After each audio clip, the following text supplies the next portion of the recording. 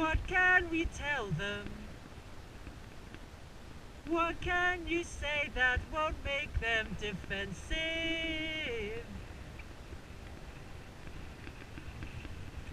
Ego, I want to know that you're gonna lose the plot. I'm Rebecca, and I decided to cycle over the course of a year through the Middle East to Iran for two main reasons, really. One was personal.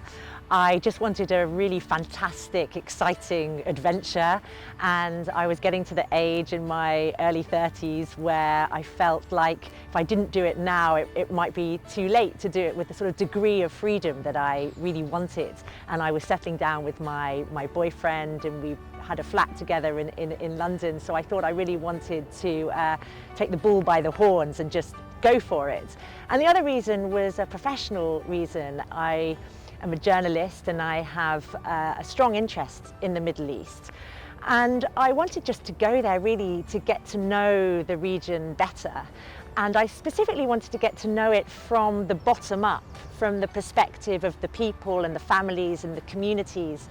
Because I feel in the West there really is a significant lack of understanding about the Middle East and about the people that live there. And sometimes there's a sense of unease and even a sense of fear about the Middle East and about Islam. And I wanted to just talk about the people and show everyday life and perhaps try and humanize the region a little bit for the people at home.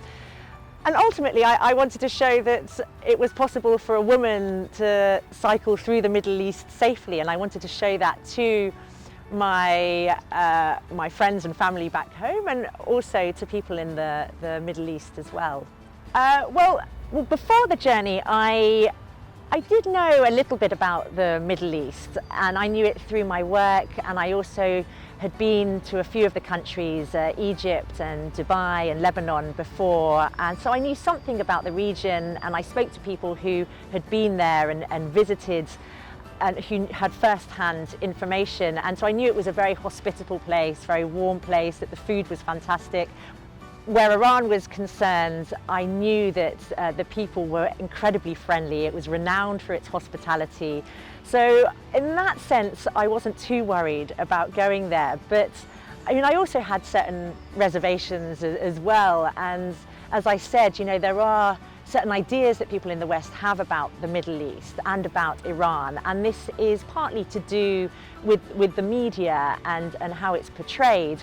And it's not that the media is inaccurate about its portrayal or that it's some kind of propaganda. It's more that it's very selective with the information that it chooses to give, because the nature of the media is that it talks about terrorism and conflict and politics. It doesn't talk about the people and the communities and everyday life. And so I think I had a certain caution about going to parts of the Middle East and Iran, because I thought perhaps it was going to be quite a fundamentalist or extremist country in some ways.